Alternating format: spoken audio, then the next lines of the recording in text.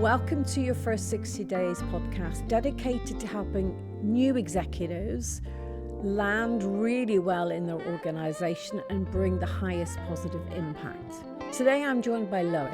Loic is an executive with over 30 years of experience across the globe and speaks incredibly passionately around executive onboarding. He is a massive advocate for new executives to spend the space, for new executives to take the space, to really understand what they're inheriting so that they can do the job that they were brought in to do.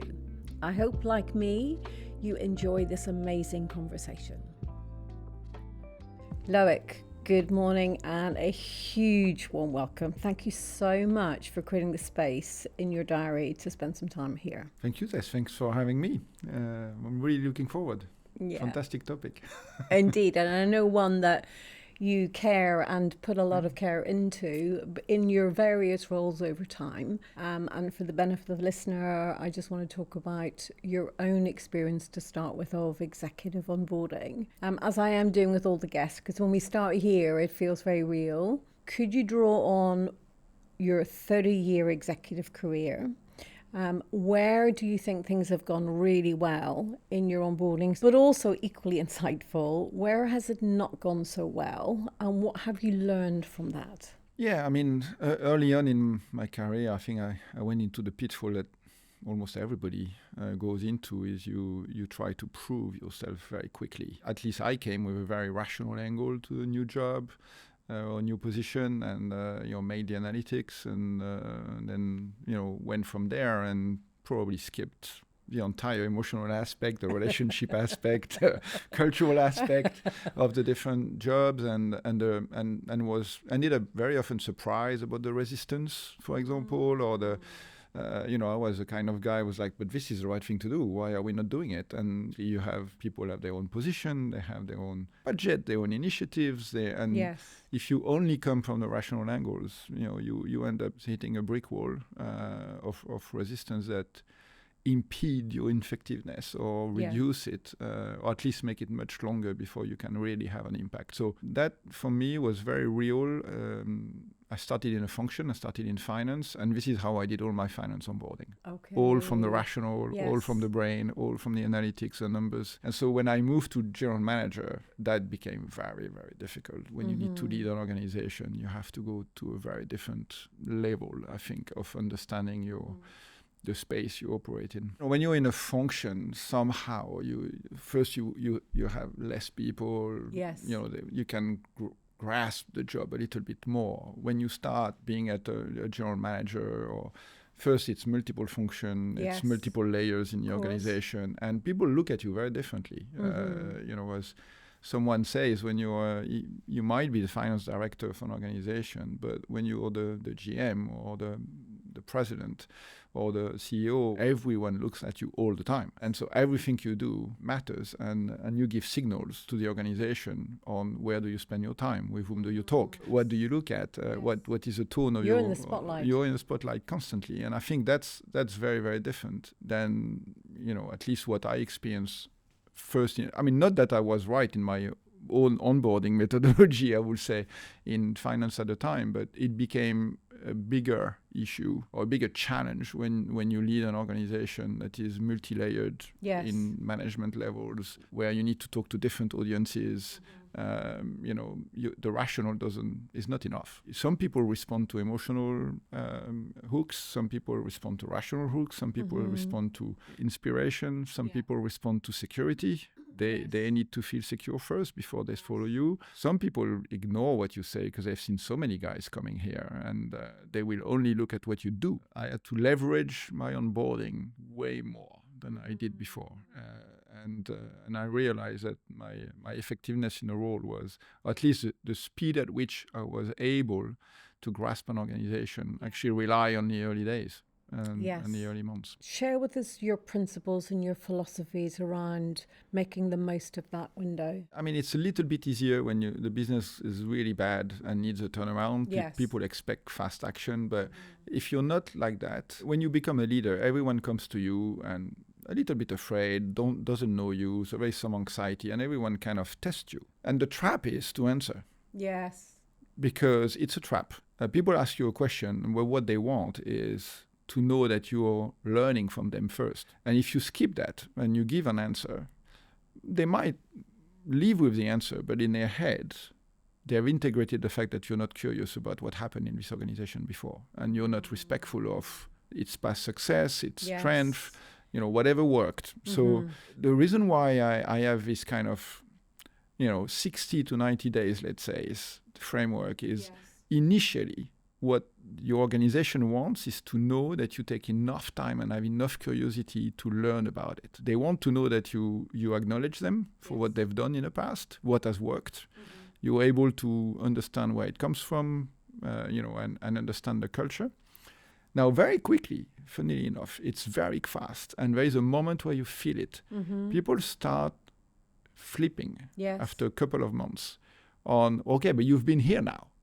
So what do you think? Yeah. And there is a moment where someone is going to ask you that. They ask you a question about how to do that or what to do. But the moment where you really feel someone is genuinely asking you, okay, but what do you think about this? Like, we've been struggling with this for a long time. You've been here. What is your point of view? And when you feel that moment, this is the moment where the organization is starting to be willing to be led by you. Yeah. Before that, they don't want to be led by you. You're not credible to them. What legitimacy do you have? Yes. I mean, the worst for me was once I've been parachuted literally from finance to my first GM position. I had zero credential. I didn't know what a customer was. I didn't know what a brand was. The sales director, the marketing director. It's like, who are you to lead them? Right? This is really important. And then you need this time for them to understand what you bring to the party and for you to give enough credential about your credibility in engaging in this conversation. So for me, this is why this space is very important. Yeah.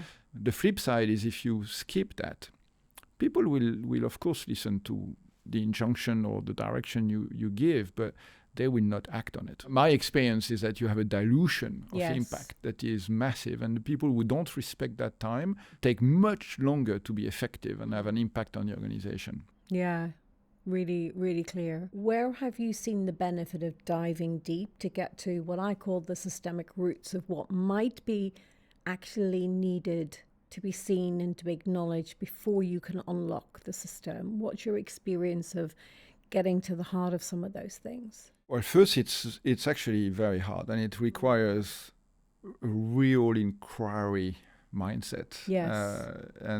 But for me, I find that systemic approach is not that common, but in reality, people want to move into action usually very quickly. The point is when you're being recruited, people know why. They understand what they expect from you. You don't need to prove your value.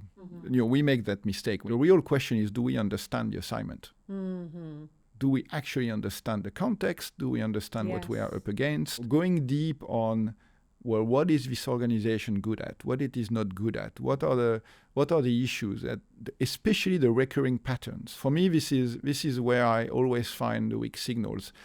There are organizations who have developed great winning formula, and then suddenly it doesn't work anymore. We keep repeating because we face something that has changed in a context. Still today, some of the best FMCG in the world are struggling to serve online customers. Yes. And we are like 20 years after because they've developed their entire winning formula to serve big retail companies, physical retail, and no one really adjusted their process, their organization, their product design, their mindset for that. And so what it takes is really to, first meet people, go on the ground, meet the customers, understand what makes this company successful. And what I found is actually, if you ask people in the same company, you'll be hard-pressed to find that everyone is able to articulate why the company is successful. Yes. And so, as a leader, I find that this is critical to understand that. What are we doing well? What is anchored in the DNA of the company? And it's almost an archaeology trip. Yes. You really unpack. Some people say we peel the onion, or we unpack things. You go layer by layer and you try to find out. And you have multiple ways to do that. Obviously, a lot of interviews, but sometimes like deep analysis of certain process and really understanding how it works. I usually use actually the onboarding time to go with the outside world, and it's very hard for your providers or your suppliers to give you honest feedback when you are in charge. Absolutely. But when you come in, It's their opportunity. So if you go to them and say, okay, tell me, you're the main supplier of the company, or you're a service provider of this company. I'm new here. I don't understand it. What do you like working with us? What you don't like working with us? Using this window where you're not yet the guy who pays. You're the newcomer, and you can afford to ask all these questions. People will be willing to share, because when you have a long-term relationship with a supplier or with a customer, and very quickly you end up into this kind of daily transactional relationship. But when you're at the very beginning and you make a genuine diagnostic, this is where they're willing to tell you what they like working with you, what they don't like, what they think you're doing well, what they think you're completely behind your competition. Sometimes you learn this. Like, you guys missed the train on something. This is what I call a deep systemic diagnostic means. You may be able to do a systemic diagnostic along the way when you're 2-3 years in a job, you find that something doesn't work, you can go back to this mode. But the initial moment when you arrive is a golden moment where people will talk and you will bring your fresh eye to a situation. Which I find really critical. Now, why is it important? Because it's this question around insanity. If you keep doing the same thing and you hit your head against the wall, it doesn't work. Most companies just replace the people.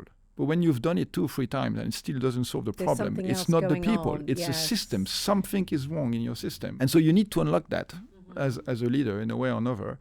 And I find that really precious and critical and absolutely a source of success for different leaders. Something that I know and I've heard people speak to your wise counsel, they've been on the receiving end previously, is in that magic window of time that you're referring to, is to spend time with your predecessor, or plural predecessors. What do you think is the value of that? When you come to a position, you come at a certain point in time. And you may understand today's context, but understanding how the company got there, or how your function got there, or how your division or whatever, what have been the steps? Because what I find very interesting in large organization is very often you come to a position and there are issues and you want to solve them, and you recreate the problem that the organization tried to solve the previous cycle. Because the organization always try to solve, always try to optimize. But if you don't watch it, if you don't understand what brought you here, and why have we designed this way, it might be irrelevant today. You might have to change. But the worst thing that can happen is by changing, you actually compromise something that we've already solved. So for me, there is an element of avoid the big mistakes. When you talk to your predecessors and predecessors of predecessors, these people are smart. They led it. In some cases, they were highly respected. They did some right things, really right things, and understanding what was their intent, not just the outcome, but the intent. What in their view they solved, what in their view they didn't crack yet, what do they think is the next challenge, what is the train they've missed. It's invaluable. And understanding that make your diagnostic way more powerful. And more importantly, when you speak with that kind of experience, the organization you join has lived through that. They will recognize the fact that you took the time to learn, because you're going to quote them. You are going to actually highlight things that they've done in the past and they've been part of. They find that they are being seen by you for what they've accomplished, and it increases your legitimacy to change. So I'm a big fan as well of the Triple H method, which is like honor the past, be honest about the present, and give hope for the future. You have to honor the past. That gives you the credibility. And if you contextualize today, you will have a license to change and transform by the organization. And so going back to this, to your predecessors or to the one that have built the business, is extremely powerful, because the organization intimately knows them. And being on a leveling up with the organization about that is really a source of, I think, future legitimacy, power even. That you give to yourself. Could I just widen that a little bit further? So what's in your view important around understanding the history of an acquired business, even though it started before it was part of the organization you are joining? How do you manage that complexity and get to the same level of understanding that you're espousing? Most acquisition fail, 70%. And most of them fail because of cultural differences that have been misunderstood. And when you're being acquired, it's not on you to discover that. It's on the acquirer. Along my career, I mean, we've made a lot of mistakes like this and destroyed value in acquisition. The one we've been successful with are the one where we did, for example, cultural deep dive, where we genuinely ask people to identify how is the culture of the company made up. What resonates with them, what is powerful with them, and how are we made up as acquirer? What works? Where do we match? Where are we going to clash? So identifying that early on helps you understand how you can bring them along. How can you host them in your system? We've tried everything, keeping them separate, integrating everybody. Nothing really works. It's very situational. So you can't say I have a recipe for acquisition other than you need to diagnose your acquiring situation if you want. But frankly, the question is, what do you bring to them? Is it just capital? Is it resources? Is it an ability to manage complexity that is very different? And depending on the case, you have to design an appropriate approach for acquisition. But again, for me, this is almost a systemic analysis of what has made them successful in the past. One of the big mistakes is to think you're acquiring, because you acquired them, you're better than them. Very often, that's not necessarily true. But if you acquire them, very often it's because you need something. My experience is sometimes you need to identify the people. If you identify the people that can speak both languages, it will completely change the quality of that acquisition. So you need to identify your people in your organization that are open enough and credible in your organization. But if you plant them at the right place, they will really help them understand each other. I think in my career, we've had more failures than success, but when we've had success, they've been spectacular. I can hear that the qualities that you are underlining in a few of these examples, including being inserted into an acquired business, curiosity, being respectful, landing in a way that you're really clear on your brief, but you're really open to kind of gather an understanding. It's not just all about what you bring, it's being able to understand their world and then bring it. Absolutely. I mean, if you have to sum it up, I mean, to be honest, for any onboarding, I think that having this model of the Triple H, like honor the past, be honest about the present, and give hope for the future, and having a genuine curiosity and an inquiry mindset in the early months are the critical words for successful onboarding or integration, because these are the moments where you capture all the information, the rational one and the emotional one, the intangibles,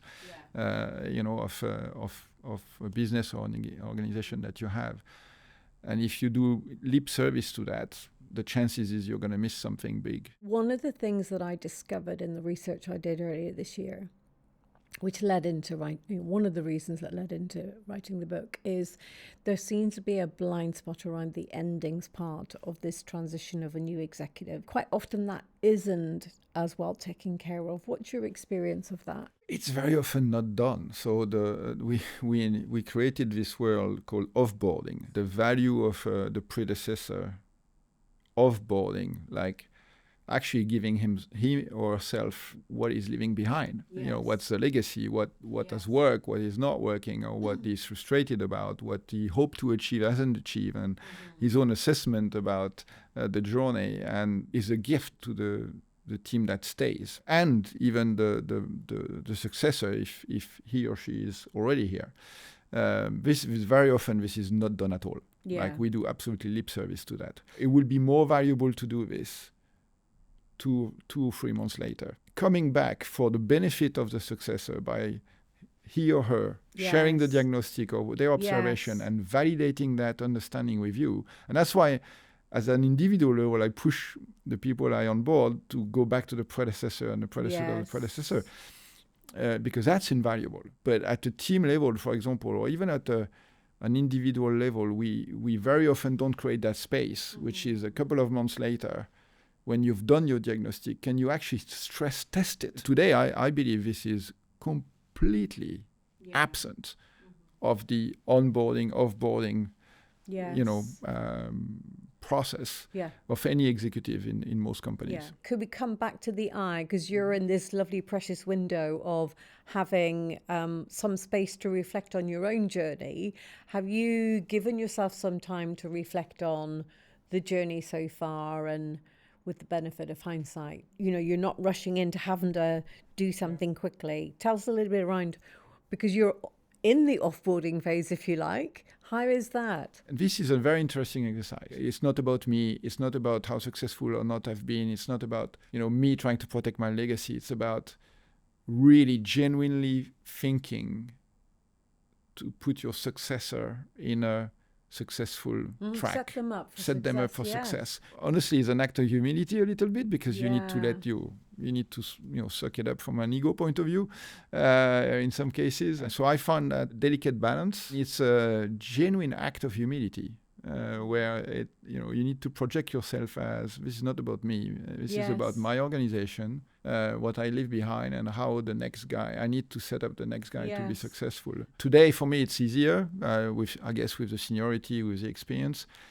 But this is very powerful. When you reach that stage, it's very powerful, because it forces you to think about what you have accomplished first, and feeling good about that, and how can you help set this up in a genuine way. But it's not on you to do it. And really accepting that is critical. And to be honest, the most difficult one I've ever had to do, I got promoted and I appointed my successor. And letting your successor take their place, understanding what you want to live and pass on, you have to accept that the agenda is going to be different. And you help for some of those transition, and I find this transition absolutely critical, and creating even a half day of having almost a facilitated process to look at that, or a day with the team where